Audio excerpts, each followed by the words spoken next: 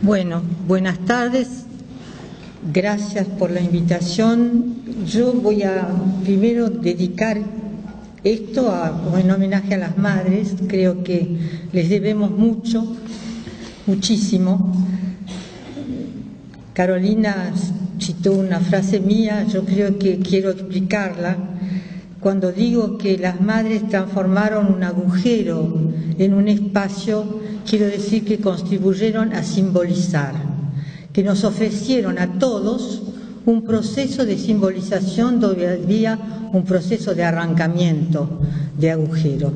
Y paradójicamente también, simultáneamente con eso, transformaron el espacio social, que era una especie de masividad opaca donde no había nada que podía moverse, en algo donde algún espacio podía permitir cierta circulación. Y me parece que esos procedimientos son procedimientos que ayudan a toda la población entera a recuperar una simbolización que estaba amenazada y que es absolutamente indispensable para la vida subjetiva, para no ser liquidados no solamente físicamente, sino psíquicamente. Esa es una primera cosa. Yo habitualmente pido ser última en las presentaciones, pero esta vez estoy arrepentida. Porque la verdad que las exposiciones anteriores y el contrapunto entre Lucila y Diana ha sido tan completo como exposición acerca de la memoria y la articulación, la dialéctica de memoria y olvido, la dialéctica entre la memoria individual y la memoria colectiva, que tengo relativamente poco que agregar. Entonces voy a dar alguna vuelta, si puedo, recordando algunas cosas de los últimos años realizadas en el espacio público. Hace unos años, en el año 96 creo, con un grupo de gente hicimos un coloquio que lo llamamos de esta manera, en la Facultad de Derecho fue, lo llamamos El pasado hoy, más que memoria, marcas.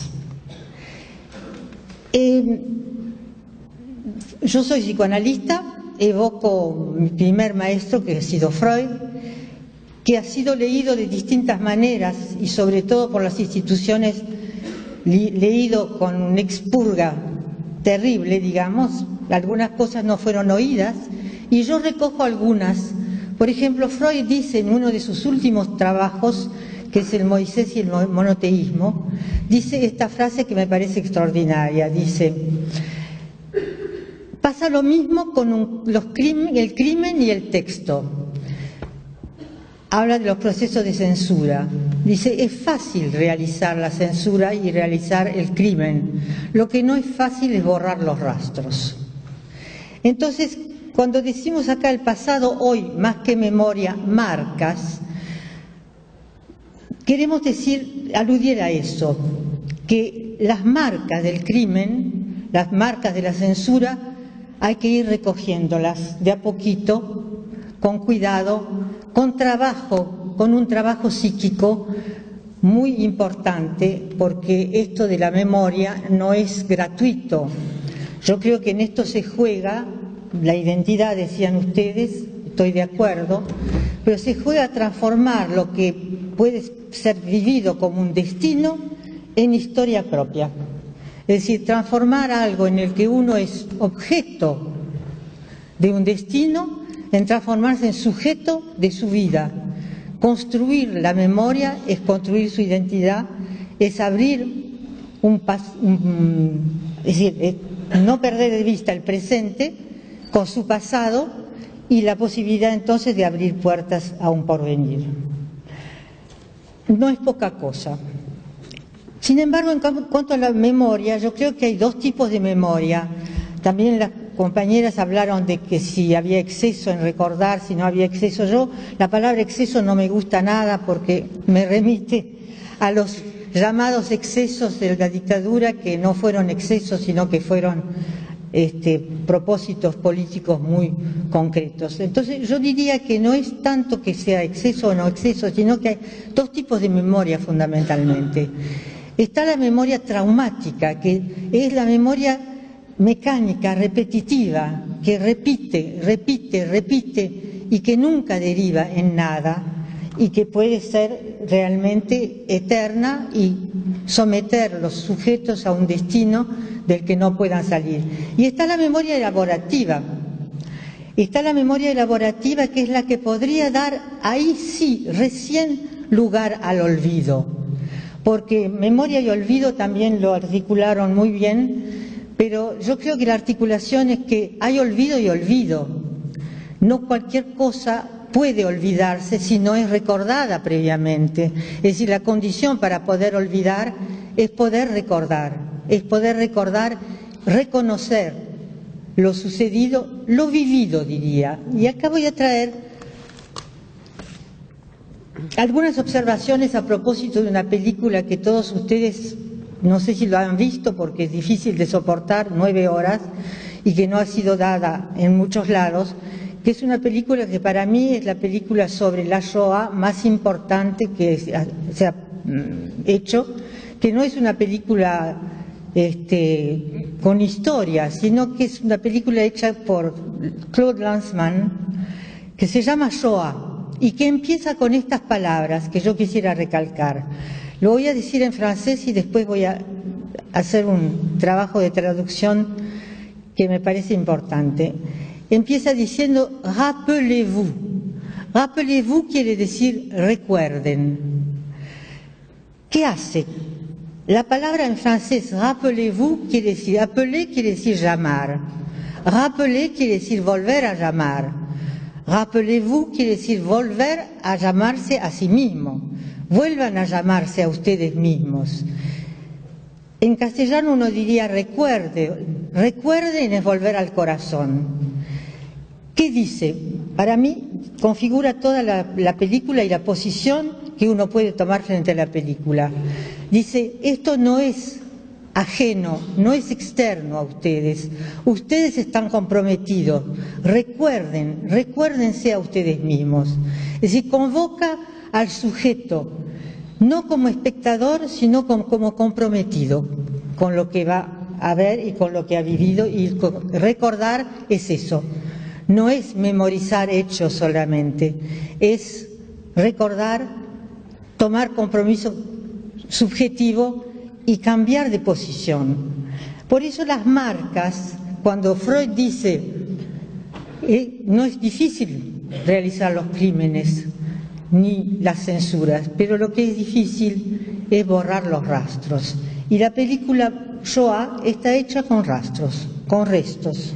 Con restos, no hay grandes pilas de cadáveres, hay un lugar despojado, restos de un campo, hay algunos pedazos de testimonio, y de esos restos surge algo que lo agarra a uno al corazón o a las tripas, como quieran ustedes, y que lo coloca de otra manera que como espectador, es decir, como protagonista de una historia que va a tener que hacer suya para poder ubicarse y transformar su propia historia, o más bien construir su historia, no como un destino, sino como una historia de la que va a ser sujeto y que ha sido sujeto.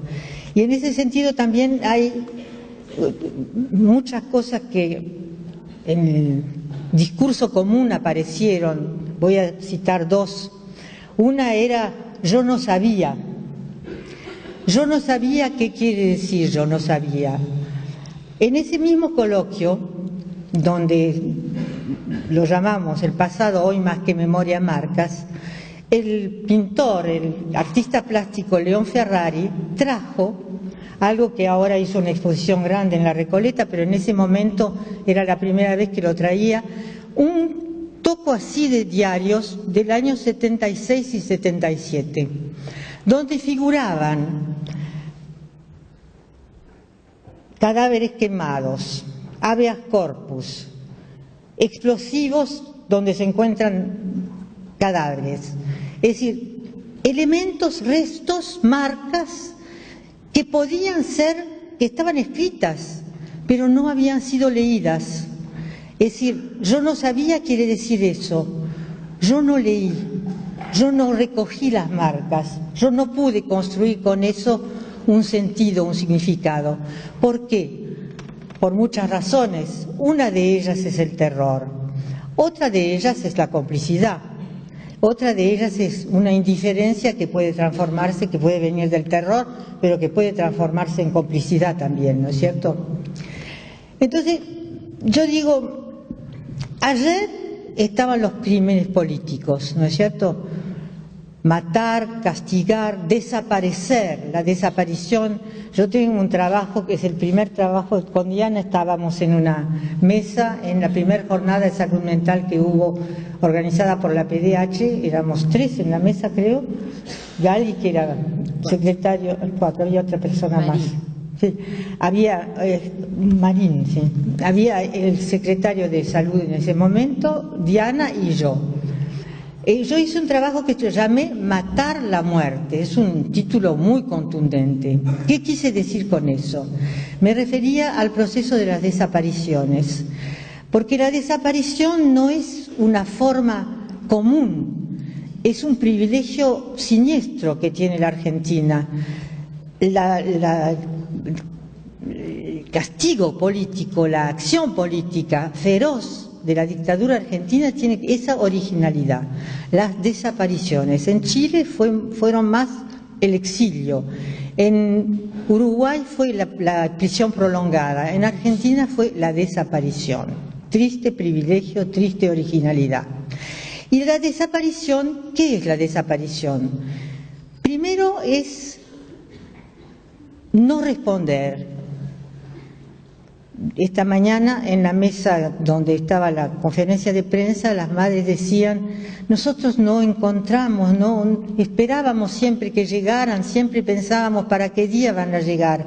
Eso, no decir nada, desaparecer los cuerpos, desaparecer los rastros, desaparecer, es una forma de violentar la estructura subjetiva que necesita saber y que del saber puede hacer un ser.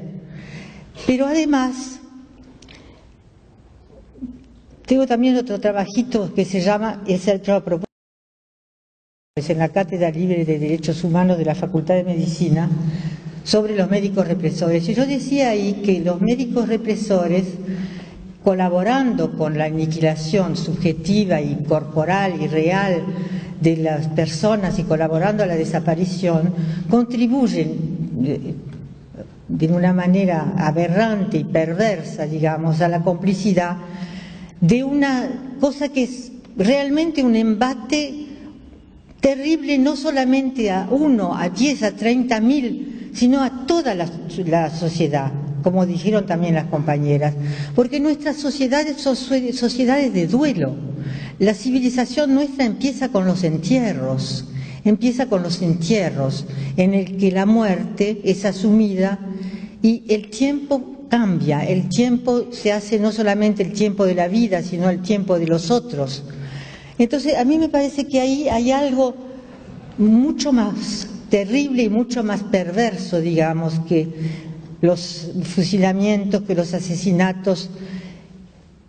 No sé si incluir la tortura porque es también bien perversa, ¿no? Pero la desaparición, el borramiento, el intento de borrar toda la dimensión humana, digamos, la dimensión humana, el duelo posible es imposible y además, con toda coherencia, las madres piden, lo llevaron con vida, que nos lo devuelvan con vida.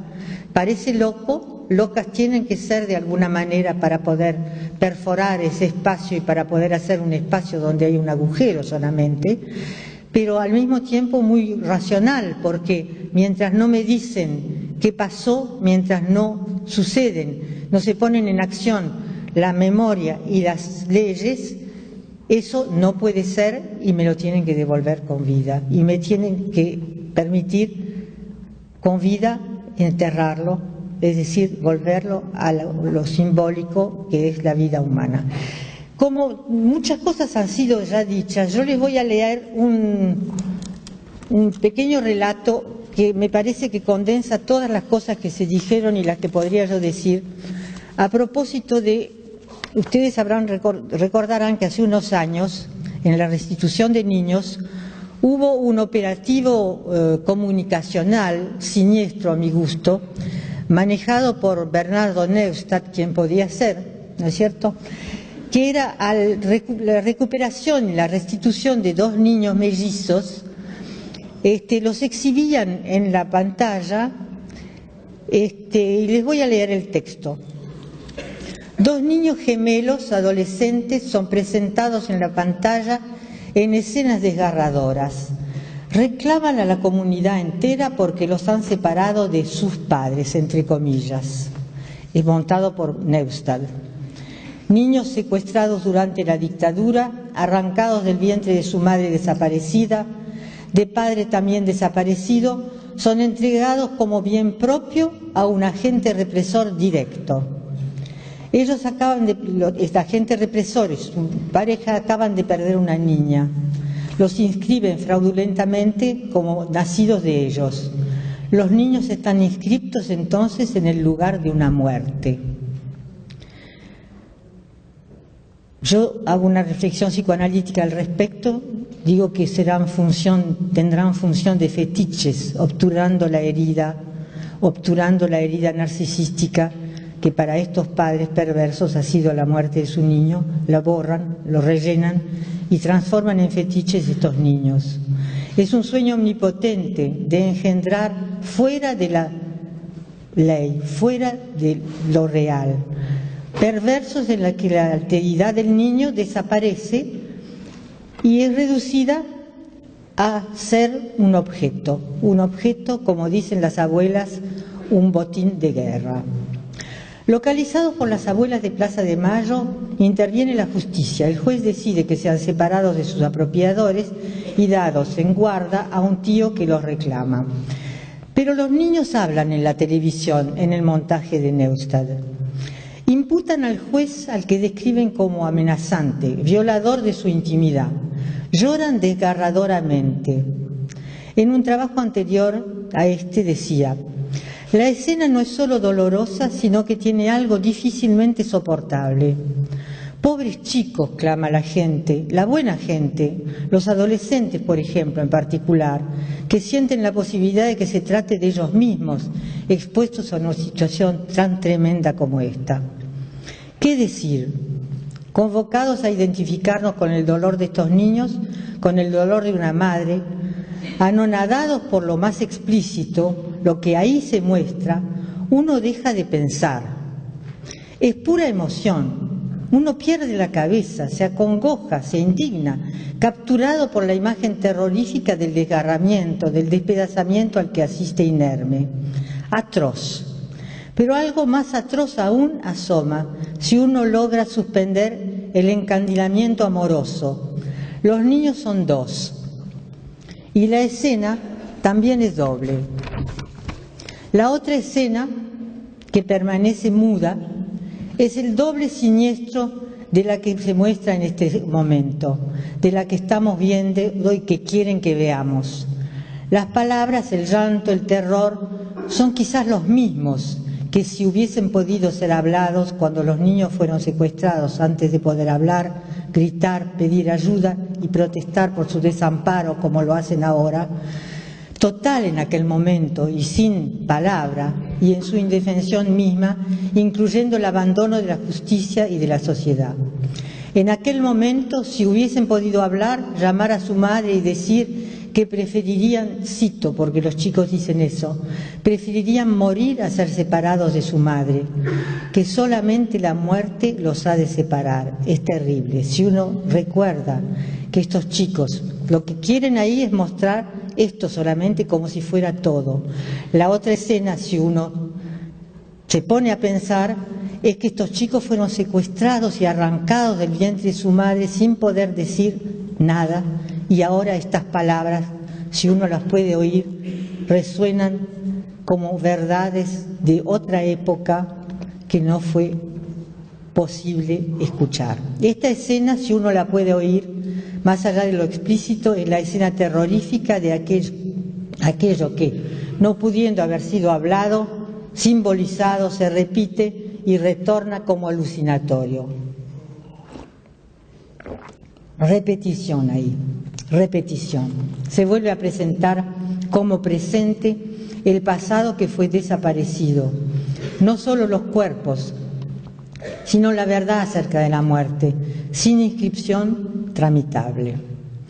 Hace desaparecer nuevamente las desapariciones. Esto es un proceso muy importante. Yo digo que las desapariciones son desapariciones, y después está la desaparición de la desaparición, en esta escena, por ejemplo, porque lo que se desaparece es que los chicos fueron desaparecidos, son desaparecidos. Hacer desaparecer nuevamente las desapariciones y sus rastros. En la memoria de los sobrevivientes, algo inscripto, grabado, fuera del lenguaje, retorna en modo alucinatorio como real, como actual. Sobrevivientes de una historia trágica, ¿cómo podrán los niños sobrevivir a esta nueva muerte, aún más terrible tal vez, la pérdida por degradación del mundo en el que creyeron haber podido sobrevivir? Porque la identidad no solo se logra a través del otro. El sentimiento de identidad es a menudo ilusorio y siempre frágil, pero esencial. Lograrlo y preservarlo es necesidad primordial para la preservación de la vida psíquica. Necesidad de reconocimiento imprescindible, y para ser reconocido tiene que haber alguien que uno pueda reconocer, otro, alguien que uno confíe que es un otro, o la comunidad, los otros, que sea reconocido por el sujeto como confiable.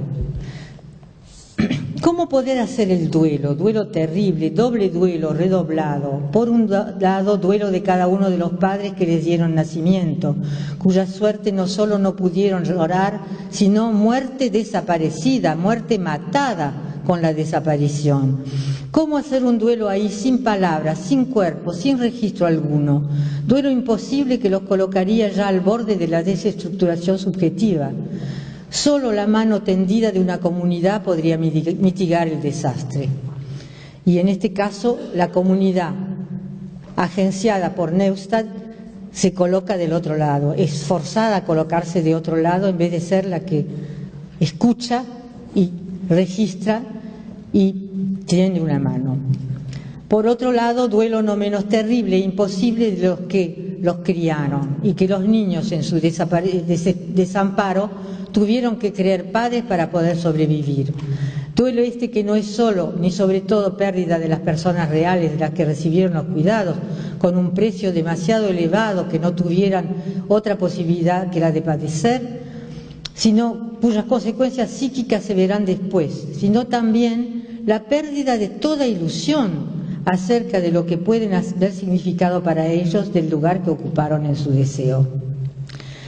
Botín de guerra, dicen las abuelas. Hacer el duelo en estas condiciones es una operación imposible, si se piensa. Tener que desprenderse de las ilusiones que les permitieron juntar sus pedazos. La amenaza es nuevamente de muerte psíquica. ¿De dónde pueden agarrarse para tratar de sortear la catástrofe? Invocan el amor, es lo que se les oferta. Pero hay amores que matan la vida y matan la muerte, obligan a matar la muerte. ¿Cómo hacer el duelo de todo a la vez? ¿Cómo enterrar sus muertos y por fin poder vivir? Borrar los rastros de la historia es una empresa mortífera. Borrar la muerte de los muertos, sus propios padres, puede llegar a ser la única escapatoria para no tener que enfrentar la catástrofe de la pérdida de toda ilusión de confiabilidad. En el momento en que se los presenta ahí, es en ese punto que están. Después tramitarán otras cosas. Los niños se adhieren, se fusionan. El precio será altísimo, les puede costar su humanidad, su propia vida psíquica. Pero ¿quién de nosotros estaría preparado para recibir el horror sin estremecerse? ¿Quién es capaz de escuchar sin temblar? ¿Quién podría querer saber, soportar saber que el verdugo de sus padres es quien lo crió? ¿Quién no quisiera desmentirlo y desesperadamente construirse otra historia menos horrorosa, una historia en la que el padre sería el que dé vida y no el que da muerte? Convocados por los medios a familiarizar la tragedia en vez de encarar el delito público, porque lo transforman en el drama de esa familia en el que se separa a los chicos de sus verdugos, pero que aparecen como sus padres. Familiarizan entonces para que uno se ponga con el corazón como ante la novela y tiemble. Pero convocados por los medios a familiarizar la tragedia en vez de encarar el delito público que le subyace y sus consecuencias en la subjetividad, si caemos en la trampa y adherimos entonces, transidos de horror, al amor, entre comillas, de los chicos por sus raptores, les impedimos el acceso a sus orígenes y contribuimos a quitarles las mínimas condiciones para poder sobrevivir psíquicamente a pesar del dolor y del horror, que es la labor que hacen las abuelas al restituirlos.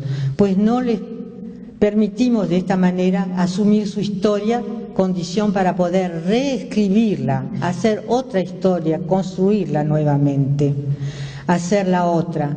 Historia de vida en la que la muerte y el duelo tengan cabida, en la que no se los obligue a matar la muerte, sino que se le reconozca y se castiguen a los culpables.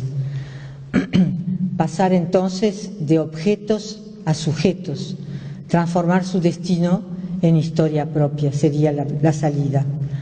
La muerte, sostén simbólico de la vida, núcleo constitutivo de la humanidad, excluida por la desaparición y renovada por la exclusión hoy, desapareciendo las desapariciones, la muerte en estas condiciones no puede ser inscripta y simbolizada.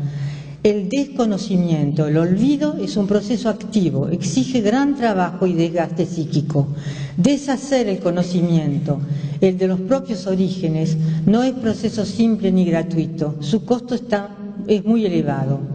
Herederos del horror, ¿cómo podrán estos niños diferenciar los lugares, vivir su vida? Porque en la lógica del par víctima-verdugo no hay otro lugar posible. El horror está ligado tanto a un lugar como al otro. El ligamen es siniestro y necesita mantener la desmentida. Es imposible develar un lugar sin develar el otro. Duelo y transmisión imposible, porque el proceso de la transmisión es importante. Cómo se transmite el horror, cómo se transmite y qué sendas puede abrir una transmisión o cerrarla. Nosotros también estamos atrapados en ese par. Habría que poder construir otras escenas. Las tendencias defensivas es a querer borrarlas, pero solo escribiéndolas se logrará superarlas. De lo contrario, retornará como fantasma, alma en pena, aparecido, entre comillas, el doble del desaparecido, llenándonos de dolor y de terror. ¿Cómo superarlo? ¿Cómo poder historizar escenas tan siniestras, cuyo destino es la repetición violenta, alucinatoria o actuado? ¿Cómo podrán ser los mellizos algo más que muertos vivos, títeres de sus secuestradores?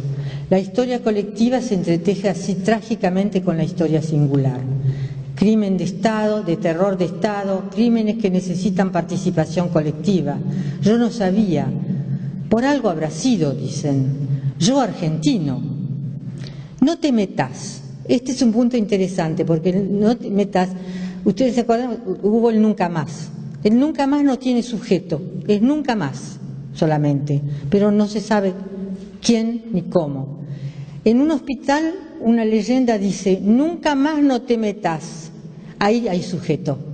Es una convocatoria al sujeto a que se meta, a que no sea espectador, como convocaba Lanzmann, ¿no? Logrando la desaparición, el horror va más allá de las vidas cobradas. Logrando la desaparición de las desapariciones, convocando al olvido, ofreciendo a estos niños en sacrificio a la causa del olvido, se intenta destruir sobre todo la memoria colectiva que estructura los grupos sociales, inscribiendo sus miembros en la cultura. Destruye en una misma operación el antes y el después, solo presente, repetición sin perspectivas de modificación, sin porvenir. Para los mellizos la posibilidad de un futuro sería poder inscribirse en una realidad social y jurídica donde su nombre y su origen tengan un lugar. Esta es la labor de las abuelas. Pero gracias a la ley de obediencia debida, el riesgo es encontrarse frente al verdugo, condenados a ser víctimas, cómplices o no poder escapar al par siniestro, víctima-verdugo. Y toda la ciudadanía soporta este mismo destino. Solo atravesando el recuerdo y sus consecuencias, el olvido necesario podrá lograrse por la transcripción y la transmisión de la historia. Otra historia podría entonces reescribirse, como dice un jurista y psicoanalista francés que se llama Pierre Legendre: el derecho, instancia tercera, instituye las diferencias de sexo y de generaciones, marca los lugares y las prohibiciones que regulan la circulación y el intercambio. Significa que el nacimiento no se reduce ni al hecho biológico ni a los deseos o pulsiones omnipotentes de los que usurpan el lugar de la ley, como estos padres perversos. La intervención de la justicia da a los mellizos la chance de fundar su identidad, de inscribir su existencia en el orden del ser y no en el orden del tener, es decir, no en el orden de ser objetos simplemente. Restablecer la genealogía será producirlos personas y no como objetos. Bueno, ya está. Más no digo.